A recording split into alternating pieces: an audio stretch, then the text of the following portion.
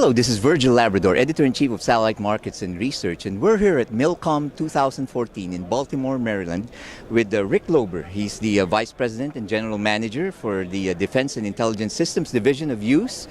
Hughes is very well known in the consumer and enterprise business. They operate one of the biggest high-throughput satellites here in North America. So here to talk about the military market, which Hughes is not really that known yet, is Rick. So Rick, can you give us a brief overview of what Hughes does in the military space? Sure. Well, Hughes has been involved in military work really since their founding in the 70s. As commercial markets took off, they focused on that, and when we were owned by larger Hughes, we did a little bit more of that. But as a standalone company, now owned by EchoStar Company, over the last 5 years, we've had quite a bit of focus on military and government markets and trying to bring lower cost solutions to the government and the military, and that are a little bit more modern in terms of the communication technology and a little bit more affordable than what they've been buying in the past. Right.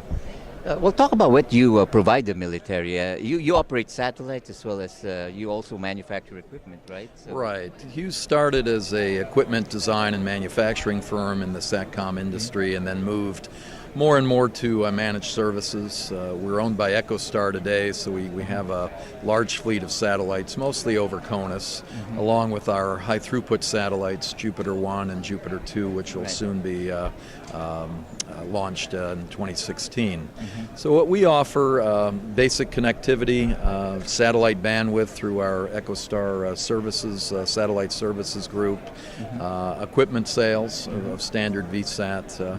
My group tends to focus on specialized developments, specialized terminals for the military. Airborne communications has been a big focus of ours. Smaller terminals, smaller comms on the move terminals. We're working on a very small X-band terminal now that will operate on X-band satellites, including WGS. Now, talk about that, the airborne. That sounds interesting. Does that include UAVs? Yeah, we are talking to the UAV community. We're on a variety of platforms. Again, we took this from our commercial efforts with a company called Row 44 that does Southwest Airlines, and have now done numerous platforms for government agencies and military. A lot of focus right now on rotary wing applications, actually being able to shoot satellite signals through the rotors of helicopters, and a lot of testing and analysis going on in that area. Okay. So Jupiter 2, will that be used for some of the transponders be used for military? Jupiter 2 is primarily consumer and enterprise, but our government solutions group does sell to a variety of government agencies. I imagine they will be using it. Also our Spaceway platform that was put into service in 2008 is somewhat unique in that you can do a lot of mesh type transmission, a lot of interest by government agencies there. So are you also in the hosted payload business, or? We're not. It's something that we've considered. We are on a couple of the Air Force hosted payload teams because we launch a lot of satellites, but getting the timing of the satellite to go up just right when the hosted payload is ready is tricky. So our push there would really be more of what we call a condosat type approach, where the military or government would purchase a portion of the satellite or a certain amount of capacity. We've done that with commercial customers in Canada, and that's worked out very well. Right. So what else do you offer, Rick?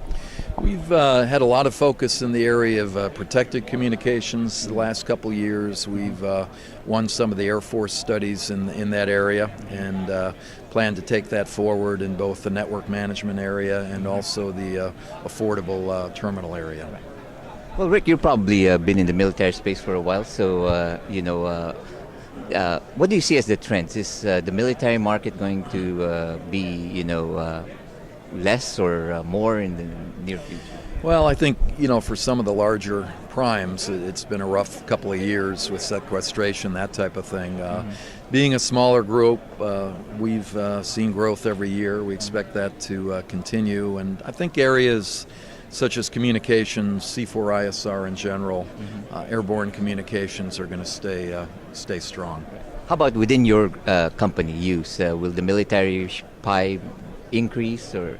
Yeah, we've been increasing at a pretty good rate between our military group, our government solutions group, and our transponded services group. So I expect that to continue. Right. Well, we've covered a lot of ground, Rick. So is there anything else you want to add? No, just we really think that we can save the military customer quite a bit of money, maybe moving to a managed services model over the years versus just buying transponded bandwidth. We see a lot of opportunity in that area. Well, thanks, Rick. Okay. And for all the news and information on the global satellite industry, you always have Satellite Markets and Research at www.satellitemarkets.com. Thank you.